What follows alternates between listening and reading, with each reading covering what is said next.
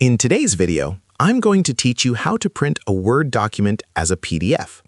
This is a very useful feature when you want to share your document in a format that looks consistent across all devices, while also preventing unwanted edits. To begin, open your Microsoft Word document and make sure everything is finalized.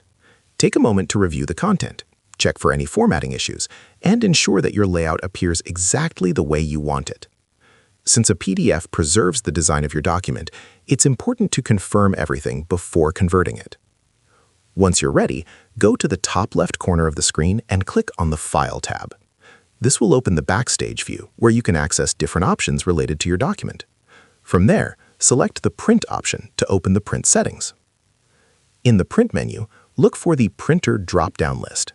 Instead of selecting a physical printer, choose the option labeled Microsoft Print to PDF. This built-in feature allows you to convert your document into a PDF file rather than printing it on paper. After selecting Microsoft Print to PDF, review the print settings such as page orientation, margins, and the number of pages. Make sure everything is set according to your preferences, as these settings will affect how your final PDF appears. Next, click the Print button. A new window will appear, prompting you to choose a location on your computer where you want to save the file. Enter a name for your PDF, select your desired folder, and then click Save. Once the file is saved, navigate to the location you selected and open the PDF to verify that everything looks correct. Check the layout, text, and images to ensure nothing has shifted or been cut off during the conversion process.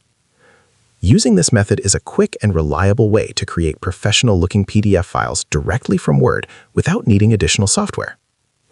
And that's it. You now know how to print a Word document as a PDF quickly and easily.